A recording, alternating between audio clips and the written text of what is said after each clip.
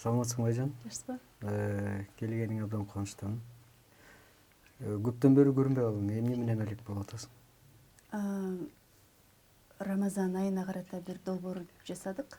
30 күндө ар бир күнгө бирден тема кылып, ошол акыркы 8-9 жылдын аралыгында алган анча мынча илимибиз менен бөлүшөлү деп. Ошол долбоорду жаңы эле жыйынтыктап, азыр балдар менен үйдөбүз. Ушул орозодо да? Ушул орозодо болду. Эмне болгон долбоор? Негизи орозодо 30 күн деп ар бир телевидениелер чыгарып калат го. Ошол сыяктуу, бирок биз мында ар бир күндө бир теманы ошол исламдын көз карашы боюнча адам баласына керектүү деген биздин азыркы коомдогу бир көйгөй жараткан темаларды ачып берүүгө аракет кылдык. Ошондо 30 ролик жасадык да, 30 күнгө 29 болду эми 29. Бул социальный ролик деп коет. Социалдык деле ролик эмес, бул эми балким аябай бийик деңгээлдеги илим болбосо дагы ошол бир илим менен бөлүшүү деген максатта. Эмне үчүн? Менимче ислам дини бул аябай эң чоң илим. Албетте, ислам дини эң чоң илим, бирок ар кимибиздин деңгээлибиз ошол чоң илимдин бир тепкичтердебиз да, ошондуктан баягы төмөнүрөөк тепкичте болсо дагы, бирок алган билгениң менен бөлүшүү деген маселе бар исламда, ошондуктан ошол нерсе менен бөлүшүүгө аракет жасадык. Абдан жакшы. Мен сени чакыраарда эмне жөнүндө сүйлөшсөм деп ойлондум да. Биз эркектер аялдар жөнүндө кандай сөз айтпайлык, бул биздин эркектердин көз карашы болуп калат да. Ооба. Мен сен деп эле айта берейин, себеби биз чыгармачылыкта да бир аз неме болуп калганбыз. Ошон үчүн көрүүчүлөр таң калбасын, эмнеге сен деп сүйлөп атат деп. Мен ойлойм да, биздин коомдо азыр мындай тереңирээк ой жүгүрткөн, салаваттуу деп коет го кыргызда. Аял заты эмнегедир же көрүнбөйт, же болбосо айткысы келбейт да. Мен байкагандан сен кээде телевизорлордон, телевидениялардан чыгып айтып жүрөсүң, журналдардан. Ошол себептен мен өзүң менен көзмө көз сүйлөшүп, ушул биздин кыргыз аялдарынын бүгүнкү коомдогу орду жөнүндө сүйлөшөйүн деп ойлодум да. Негизи кыргызда жакшы бир сөз бар. Аял бузулса, эл бузулат деген. Бул канчалык деңгээлде чындыгы бар билбейм, бирок сен кандай ойлойсуң, бул кандай сөз? Чакырууңузга рахмат. Дароо эле терең суроодон баштадыңыз. Аял үй бүлөнү, баланы, улуттун келечегин, негизи эле дүйнөнүн келечегин тарбиялап аткандан кийин, албетте, аялдын билимдүү болуусу, аялдын ыймандуу болуусу, аялдын кандайдыр бир коомдо моралдык бийик бир белгилерге ээ болуусу абдан маанилүү нерсе экен. Эми адам баласы бул нерсени балким дароо көрө албайт, дароо түшүнө албашы мүмкүн, бирок менимче ар бир аял эне болгондон кийин жашоого болгон көз карашы өзгөрөт. Анткени ал ошо балага болгон жоопкерчиликти сезет. Анткени менин баламды сиз тарбиялай албайсыз, же оператор жигит тарбиялабайт, же дагы бирөө тарбиялабайт экен. Балким биз өзүбүздү алдайбыз кандайдыр бир бала бакчага берүү менен, же дагы бир бала багуучу алуу менен дегендей, бирок эң негизги басымдуу жүк эненин мойнунда экенин биз мойнубузга алышыбыз керек. Эгерде биз бир идеалдуу үй бүлөнү алганда дагы атасы окумуш билимдүү болсун, ыймандуу болсун, эң бир чоң бийик жоопкерчиликтеги ата болгондо дагы атанын орду тышта, коомдо болот. Ал баягы үй бүлөнү камсыздоо менен алек болот дагы. Баланын көп убактысы энеси менен өтөт. Анан энеси баланын астында кандайдыр бир үлгү, образец болуп, ошол энесин үлгү кылып бала ээрчип чоңоюп кете берет экен. Ошондуктан сиздин сөзүңүз мындай таамай бутага тийген сөз деп айтсак болот. Чындыгында эгер эне өзүн түздөй албаса, демек ал балага түз тарбия бере албайт деп ойлойм. Демек туура айтылган сөз. Албетте. Тилекке каршы бизде азыр тышкы миграция абдан күч алган убак. Көбүн эсе энелер сыртта балдарын таштап коюп иштегенге муктаж да, мындай иштеп жүрүшөт.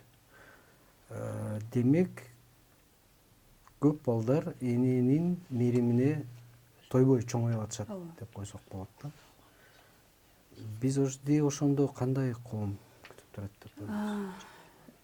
Бул негизи эне менен баланын темасы менин эне катары, жаран катары менин бир эң көйгөйлүү темаларымдын бирөө да. Бул жеке менин өзүмө көз каранды болбосо дагы мен бул жөнүндө көп ойлонуп, ушунун аркасында көптөгөн иштерди жасасам деп ушундай жүргөн адаммын. Анткени жогоруда айтып өттүм, бала багуу жоопкерчилиги бул жеке сенин кызыкчылыгың эмес. Эгерде балага туура тарбия берип, ошого туура багыт көргөзө алсаң, анда бул сенин дагы, коомуңдун дагы, деги эле ошол адамзаттын ошол учурдагы кандайдыр бир кылымда жашап аткан адамзаттын багы деп ойлосок болот. Анткени өзүңүз карасаңыз, азыркы заманда мындай аалам биз бири бирибизге жакынбыз, бири бирибиздин жаныбыздабыз.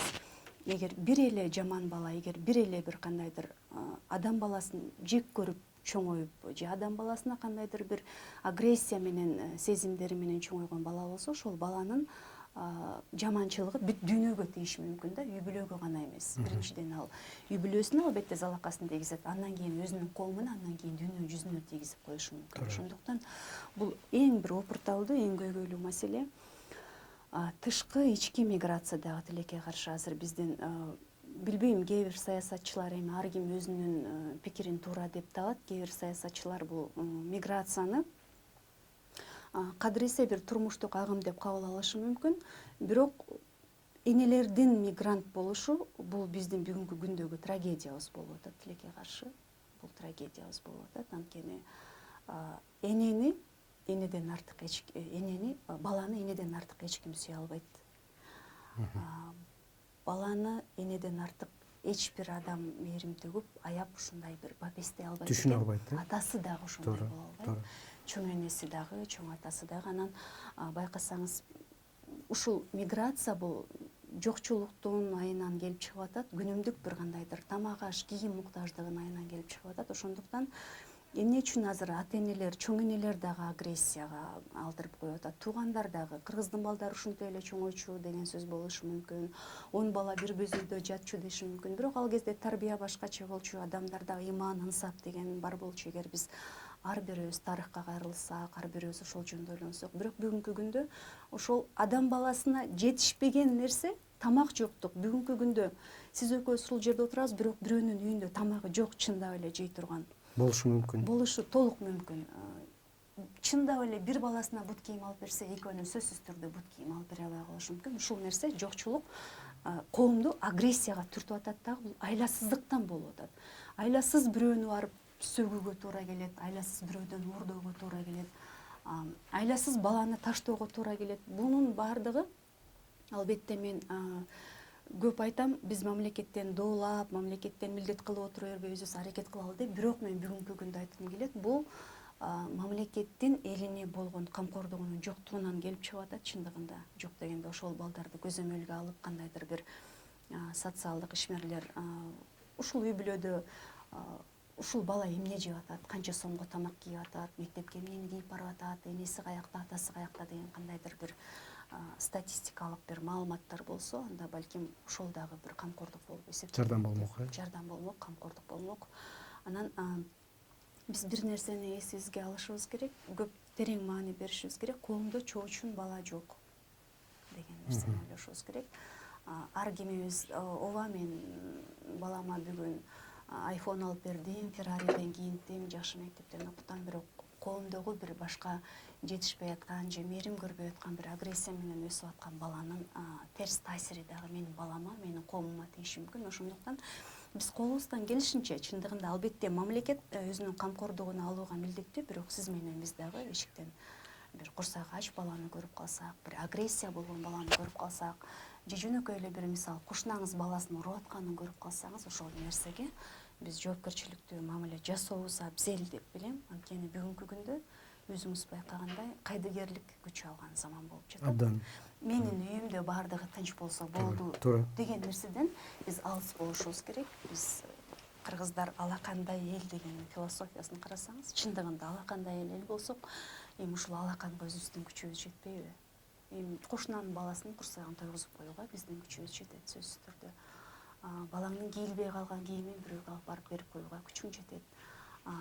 Бирөө атасы же энеси келип баласын уруп атса, барып айтып коюуга күчүбүз жетет. Ушул кайдыгерликтен менимче арылуубуз зарыл деп ойлойм. Миграциялык агымдан кутула албасак дагы, жок дегенде кайдыгерликтен арылып, бирибизге боорукерлик мамиле жасообуз зарыл деп ойлойм. Менимче бул абдан туура ой да. Абдан туура ой. Тилекке каршы акыркы убакта биз башта бул нерселерди батышта же болбосо бизден алыс жакта да болот деп ойлочубуз.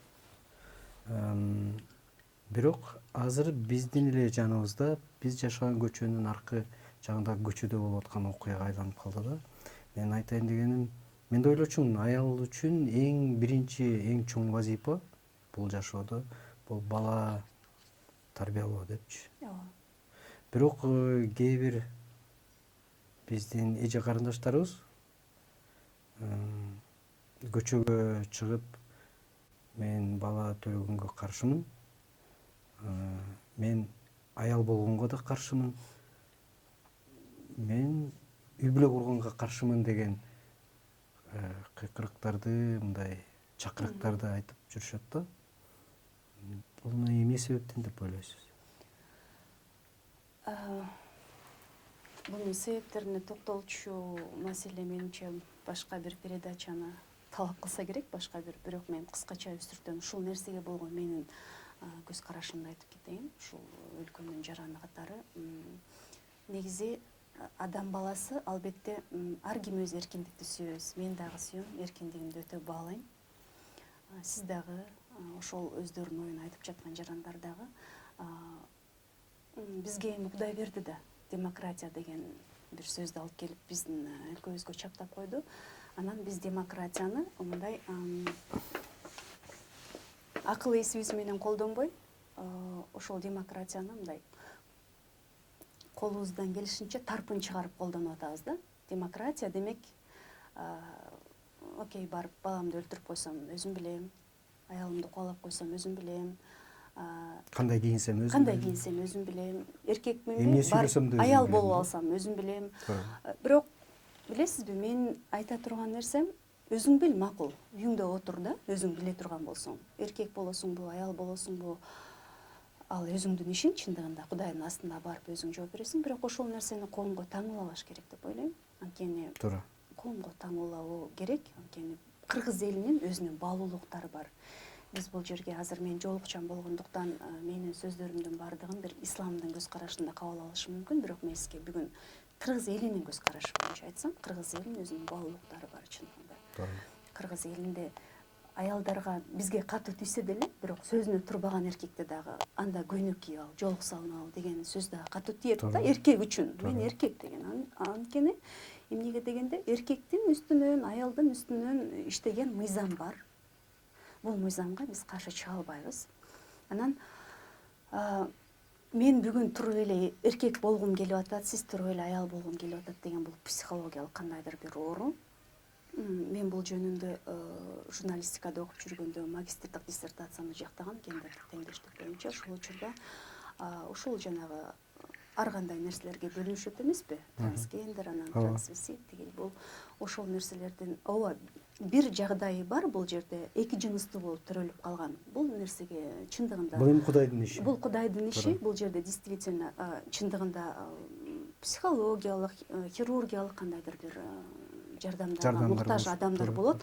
Ал нерселерге биз бир нерсе деп айтууга эч кандай укугубуз жок. Анткени биз жараткандын ишине келишише албайбыз. Бирок өзүнүн акылын кандайдыр бир терс жакка буруп алып, ошону коомго таңуулаган адамдарды биз бүгүн кой деп мындай тизгинин тартып айтышыбыз керек. Коомдо орду бар адамдарбы, саясатчыларбы, улуу муунбу. Ошондуктан коомго алып чыкчу нерсе эмне? Бул бир ыйманга, ынсапка чакырчу нерселерди айтып коюш керек. Аны дагы таңуулаганга биздин укугубуз жок.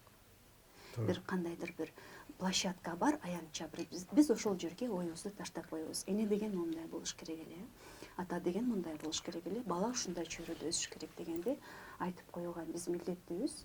Ар бир адамды Кудай Таалам акыл эси менен жараткан. Ошол акылы менен өзү ар бир кырдаалды, ар бир айтылган сөздү өлчөп алат деп ойлойм. Менимче бул туура айтылган ой деп ойлойм, туура айтылган көз караш.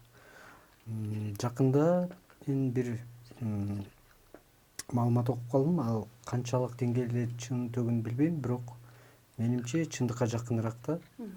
Азыр биз технологиянын абдан өнүккөн заманында жашап аткан биздин коом, бир эле Кыргызстан эмес, дүйнө жүзү боюнча адамзат деп коелук, абдан чоң мегаполис шаарларда болобу, же болбосо абдан калкы көп айыл жеринде болобу,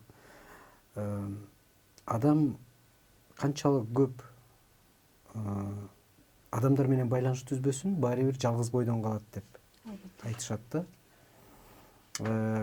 Ошол мен окуган маалыматта Европанын бир мамлекетинде министрлик түзүлүптүр да. Жалгыздык менен иштеген министрлик түзүлүптүр. Деги эле адам жалгыз калуу мүмкүнбү? Жалгыз калбай коюу мүмкүн эмес. Адам дайыма жалгыз деп ойлойм да.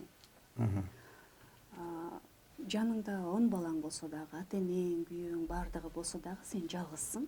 Сенин ички сезимиң, көз карашың, ой жүгүртүүң азыр эмнени сезип атасың, азыр өзүң эмне жөнүндө, эмненин үстүндө ой чабыт кылып атасың, кандай ой максаттарың бар. Бул жалгыз кыласың ошол нерсенин баардыгын. Ошол нерсени көзөмөлдөп турчу бир гана жаратканыңда ушул гана байланыш бар, адамды жалгыз кылбайт. Биз досторду, туугандарды, үй бүлөнү кайда алып барабыз? Жок, аларды эч жакка алып барбайбыз. Албетте бул эки башка эмоционалдык этап болуп атат да. Сен өзүңдүн ички дүйнөңдө, сенин ой жүгүртүүңдө, жашооңдо сен баары бир жалгыз болосуң. Сен сезген нерсени, сен ойлогон нерсени эч бир адам сезе албайт. Сенин эң жакын досуң дагы, жолдошуң дагы, балаң, энең дагы керек болсо ал нерсени сезе албайт. Сен өзүңдүн оюң менен, өзүңдүн көйгөйлөрүң менен, өзүңдүн ой толгоң менен жалгыз өзүң гана жашайсың, жалгыз өзүң гана жеңесиң. Албетте тууган уруктар булар сени колдоочу адамдарың, балким болушу мүмкүн. Досторуң эми единомышленники, бир мындай бир нерсенин үстүндө оюңар бир чыккан адамдар болушу мүмкүн. Балдарың эми сен багыт көргөзүп аткан бир инсандар, алар бир кандайдыр бир жаш куракка жеткенчекте. Ошондуктан адам ар дайым жалгыз. Бул нерсени билиш керек.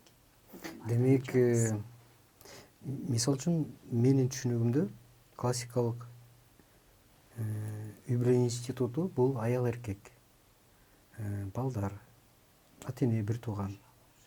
Мен кабыл алышымда ошондой да. Демек,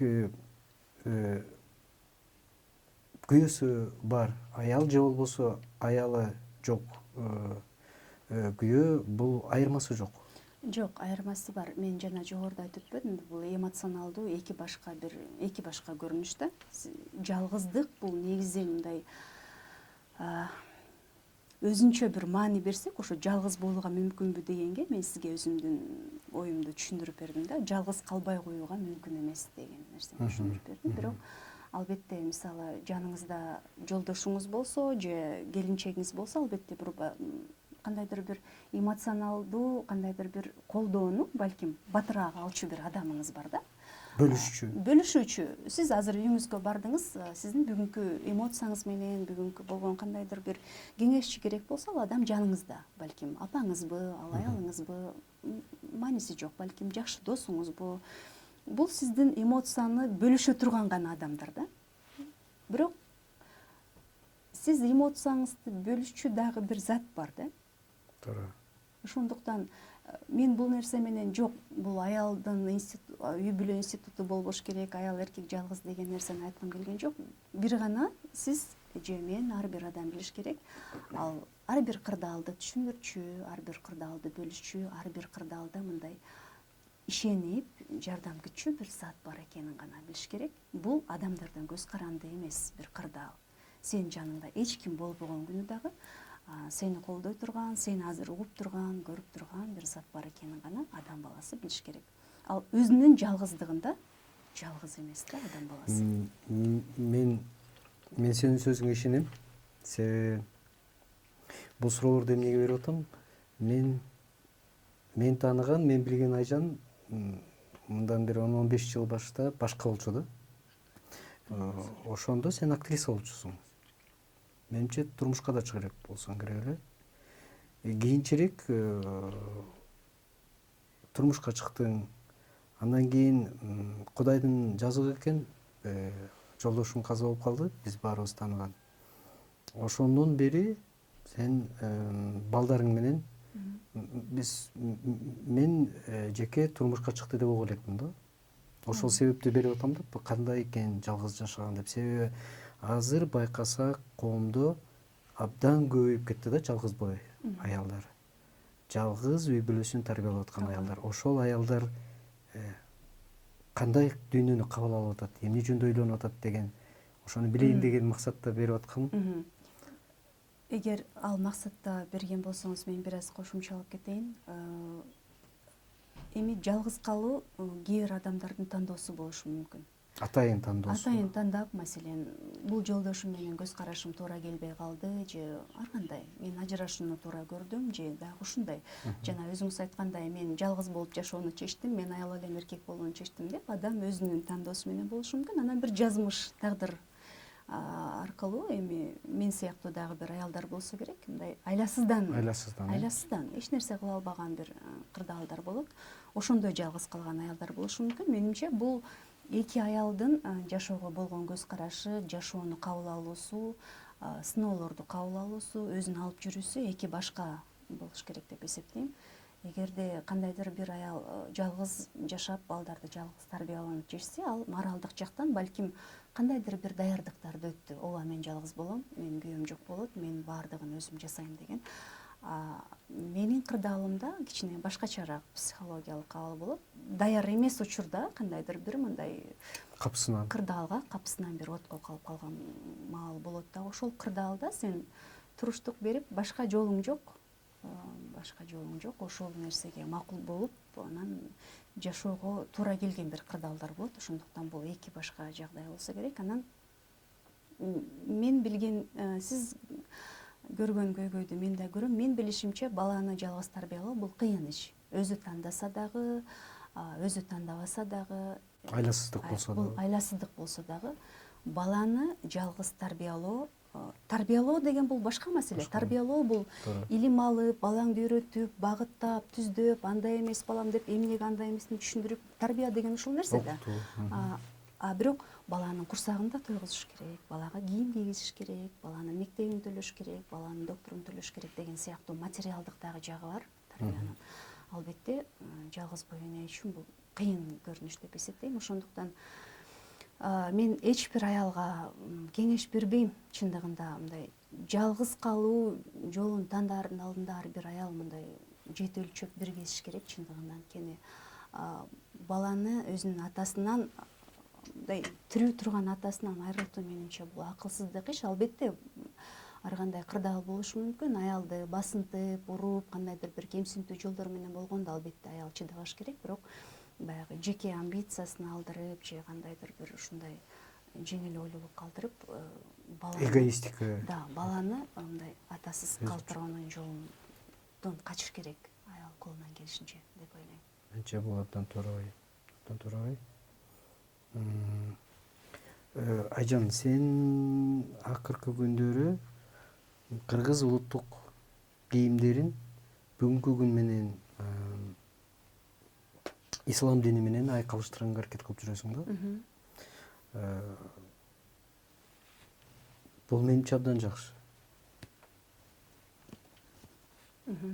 Себеби менин оюмда, бул менин жеке оюм, биз ошол эле коңшуларыбыздан айырмаланып, мисалы үчүн өзбек, тажик же болбосо казактарды мен жакшы билбейт экенмин. Кыргыз эли ислам дини менен нукура улуттук көз карашты эч качан мындай карама каршы койгон эмес да. Азыр биз байкаганыбызча бир тарабы ислам динине абдан берилген фанаттар болуп, бир тарабы болсо такыр эле аны жерип теңирчи болгон бир тарапка бөлүнүп алып чабышып аткандар абдан көп. Бул сен жасап аткан жумуш бул менимче экөөнү айкалыштыруунун аракети. Эчкур дегенде кийим аркылуу. Биз адамдардын кийген кийимибиз дагы бул кандайдыр бир деңгээлде дүйнөгө болгон көз карашыбыз же болбосо кабыл алуубуз десек болот да. Бул жаатта менимче жумуш убагында көп эле адамдар менен жолугуп сүйлөшөт болушуң керек. Адамдардын ою кандай буга? Аялдардын ою кандай? Негизи биздин каада салтыбызда шариятка каршы келбеген нерселерди биз мындай эки колдоп коомго жайылтышыбыз керек да. Анткени бизде негизи менимче мыйзам ченемдик бизде эмес, дүйнө жүзүндө эле мындай эки жаат болуп бөлүнүү кандайдыр бир өнөкөткө айланды го. Сөзсүз эле динде эмес, бул саясий көз караштар, бул кандайдыр маданий көз караштарбы, байлар кедейлер, өтө байлар, орточо байлар, ышылса эки жакка бөлүнүп алып эле мындай топ болуп бөлүнүп топ болуп аябай бөлүндүк да. Бирок биз ошол нерседен качып ааламдашуу деп жакшы сөздөрдү айткан менен кайра баягы башатыбызга бараткандайбыз да. Мындай уруу болуп, Африка учурунда племя болуп, уруу болуп жашагандай болуп эле ошондой нерсеге баратабыз. Бирок өсөм деген адам бирөө айтып аткан сөздү мындай бирөө таңуулаган ойлор аркылуу, бирөөнүн акчасын акташым керек деген ойлор аркылуу эмес, өзүнүн жеке акылына салып, өзүнүн жеке билимине салып туруп баа берүүнү үйрөнүшүбүз керек да. Сөзсүз эле мисалы мен бүгүн мусулман, ислам динин карманып жүргөн мусулман айым катары сөзсүз түрдө баягы мисалы ошол эле НПОлор дейбизби дагы бирөөлөр жөнүндө бирөөлөр айткан маалымат аркылуу көз караш менен карасам, мен сөзсүз түрдө алардын жаман жагын көрөм. Анан мен алар жөнүндө эч нерсе билбейм, бирөөнү дагы тааныбай туруп эле менин көз карашым терс болот. Мен аларды көргөн жерден кандайдыр бир мындай бир уруш жагдайларын түзүшү мүмкүн. Ошондуктан мен акылымды, өзүмдүн позициямды, менин диним эмне үйрөтөт, ошого карап туруп адамга мамиле кылганды үйрөнүшүм керек. Анткени ар бир адам ар бир кырдаалдан өзүнө пайда же зыян алат да. Ошондуктан бул жерде ар ким өзү жөнүндө ушул жерден эгоист мен деген нерсени биз күйгүзүшүбүз керек. Жок дегенде элди, жерди ойлобосоң дагы сага Кудай Таала акыл бергенден кийин эмне үчүн ушул нерсени кылып атты болду экен, мунун пайдасы эмне болду экен, адамды өстүрөбү, өстүрбөйбү, мага жеке пайдасы, зыяны, коомго, анан ушинтип баа бересиң да. Жеке ар бирөөбүз ушинтип баа бергени үйрөнүшүбүз керек. Биз саясатка да ошентип баа беребиз. Бирөө айтты, жаман деди го, баланча, түкүнчө мындай деди го, ошондой экен. Өзүбүзчө анализдеп, эмне үчүн андай деп айтып атат, бул мурда кандай кырдаалда болду эле, эмнеден улам айтышы мүмкүн деп өзүбүзчө бир кырдаалды анализдеп көрбөйбүз дагы. Бирөө айткан нерсе менен гана баа берип, бирөө айткан нерсе менен гана чечим чыгарып, анан аягында өзүбүз утулушта болуп атабыз. Ошондуктан кыргыз улуттук кийими дагы бул исламга дагы эч нерсеге каршы келбеген эле бир көрүнүш. Эгерде мен бүгүн мусулман айымы болсом, мен өзүмдүн улуттук кийимимди кийип жүргүм келсе, мен кийип жүрөм да. Бул жерде өзүм билем деп айтышабы же эмне дешет, мага айырмасы жок. Менин улуттук кийимим шариятка туура келип атса, мен аны кийем, мен аны эч кимден сурабайм. Сураганга милдеттүү эмесмин. Анан бул нерсе менин элиме жагып атса, элим сүйүп атса, элим каалап атса, менин динимге каршы эмес болсо, мен бул нерсени таратууга акым бар деп билем. Ошондуктан келген элдин баары абдан кубанычта болот. Исламда жүрсө ушинтип кийинсе болот бекен деген адамдар бар. Анткени кандайдыр бир убакыт болгон, бизден исламды дагы тартып алган, бизден улуттук баалуулуктарды тартып алган, биздин тилибизди алган. Мына азыркыга чейин балдарыбыздын, билбейм сиздин балдарыңыз, менин балдарымдын көйгөйү тил деген көйгөй бар. Мисалы ушул нерсебиздин баарын алдырып коюп, биз отуруп калган учурлар болгон.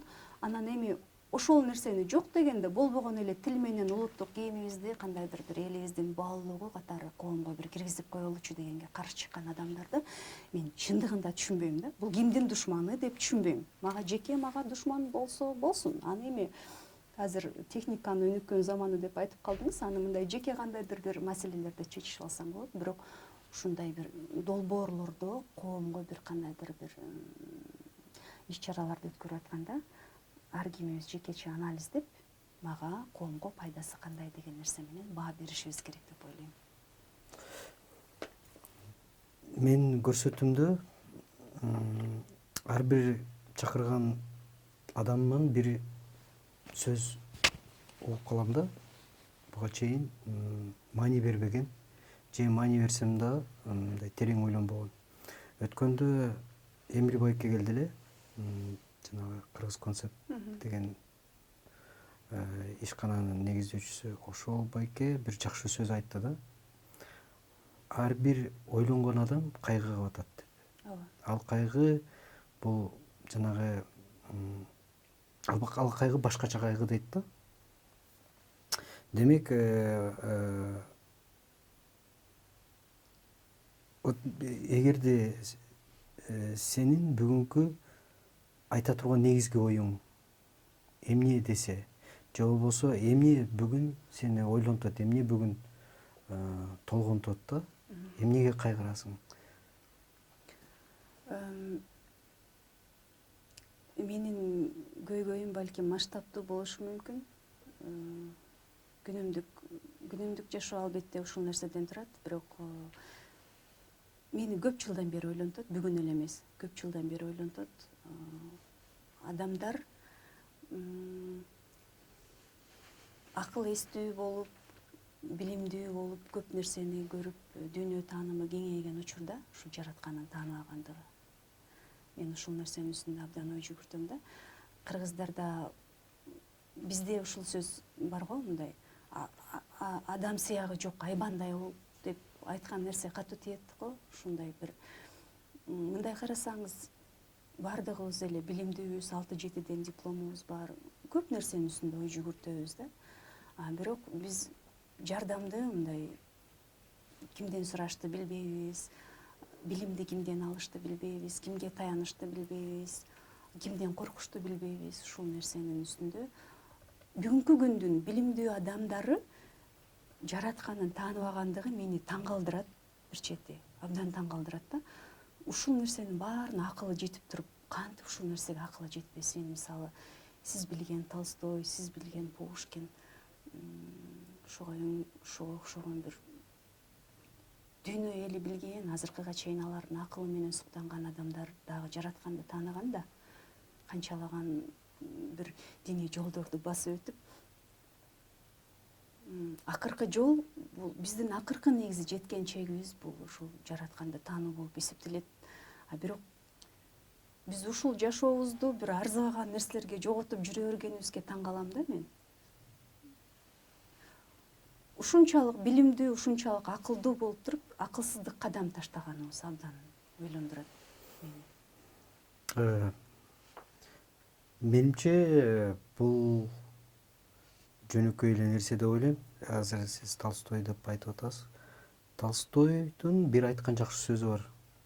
Бардык акылдуу билимдүү адамдар, чыныгы акылдуу билимдүү адамдар өмүрүн Кудайды таануу менен бүтүрөт деп айткан да. Тарыхта абдан көп философтор, жазуучулар, илимпоздор, саясатчылар өмүрүнүн аягында чындыгында Кудай бар экен деп бүтүрүшкөн. Мунун бири эки эле жолу бар. Же өмүрүңө Кудайды таанып бүтүрөсүң, же болбосо акылыңан адашып бүтүрөсүң деген. Менимче, эгерде кээ бир адамдар бизге акылдуу көрүнөт, бирок Кудайды тааныбаса, анда демек ал дагы деле болсо акылдуу эмес деп жыйынтык чыгарсак болот да. Айжан, келгениңе абдан чоң рахмат. Билинбей атып, мындай кызыктуу сөз болгондо убакыттын кандай өткөнүн билбейсиң. Бизге азыр балдар айтып атат, 30 минут өтүп кетти деп. Менимче, дагы бир убактың болсо, келсең, убакытта биз сөзүбүздү улайбыз деп үмүт кылам. Чоң рахмат, ишиңиз кээптүү болсун.